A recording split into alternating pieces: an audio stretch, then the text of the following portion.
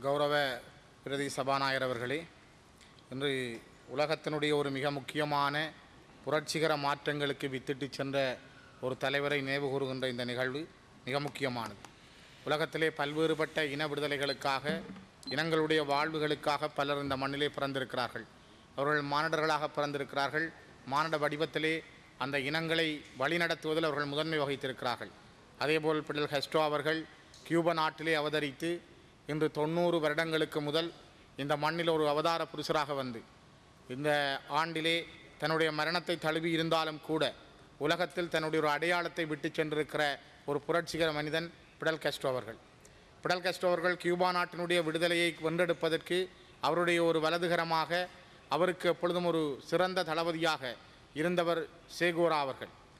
அவர்களுடைய அந்த ஒத்துழைப்பும் அவரோடு இணைந்திருந்த வரலாறும் தான் அவர்கள் பாட்டிஸ்டாவுக்கு எதிராக அந்த நாட்டிலே கியூபாவிலே ஒரு புரட்சிகர வரலாற்றை படைக்கின்ற வாய்ப்புகளை கொடுத்திருந்தது. சேகுவேராவினுடைய பெயரில் கூட இலங்கையில் ரோகண விஜயவீர அவர்கள் தலைமையில் ஜேவிபி கூட அந்த சேகுவேரா என்ற பெயரோடு இயங்கியிருந்த வரலாறுகள் இந்த மண்ணிலே இருக்கிறது. ரோகண விஜயவீர அவர்கள் யாழ்ப்பாண சிறையிலே அடைக்கப்பட்டிருக்கிற பொழுது அவரோடு இணைந்து அந்த கால புரட்சிகர சிந்தனைகளில் உள்வாங்கப்பட்ட தமிழ் இளைஞர்கள் கூட அவருக்கு துணையாக இருந்திருக்கிறார்கள். அவர் நிர்வாணமாக்கி தாக்கப்படுகிற பொழுது ஒரு தமிழ் இளைஞன்தான் அவருக்கு ஒரு துணியை கொடுத்ததாக கூட வரலாறு இருக்கிறது.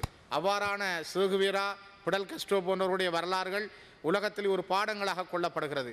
பாதிக்கப்பட்ட ஒடுக்கப்பட்ட மக்களுக்காக, தொழிலாளர்களுக்காக உலகத்திலே நெல்சன் மண்டேலா, ஜசீர் அரபாத், கியூபாவினுடைய தலைவராக இருந்த பிடல் காஸ்ட்ரோ, தமிழர்களுடைய தரப்பிலே தலைவர் பிரபாகரன் கூட அவ்வாறான ஒரு தலைமைத்துவங்களை வழங்கியிருந்தார்கள் என்பதை வரலாற்றில் நாங்கள் மறைக்க முடியாது.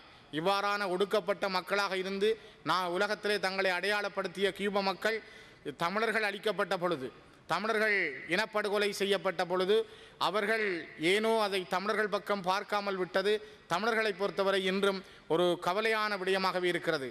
அமெரிக்கா தீர்மானம் கொண்டு வந்தது என்பதற்காக தமிழர்களுடைய விடயத்தை அந்த ஐக்கிய நாடுகள் மனித உரிமைகள் ஆணையத்திலே உண்மையான ஒடுக்கப்பட்ட மக்கள், பாதிக்கப்பட்ட மக்களுக்காக குரல் கொடுக்காமல் கியூபா பின்வாங்கியமை தமிழர்களை பொறுத்தவரை ஒரு வேதனையான சம்பவம் என்பதையும் பதிவு செய்து, உலகத்திலே ஒரு சிறந்த புரட்சிகர தலைவன், உலகத்திலே பல்வேறுபட்ட தலைமைகளுக்கெல்லாம் வழிகாட்டிகளாக இருந்த பிடல் காஸ்ட்ரோ அவர்கள் அவரை ஒரு தன்னுடைய டிஷர்ட்டுகளில், தங்களுடைய முகப்புத்தகங்களில், தங்களுடைய எழுத்துக்களிலெல்லாம் வைத்திருக்கிற தமிழர்களுக்கு அவர்கள் ஒரு பாடமாக இருந்தவர்.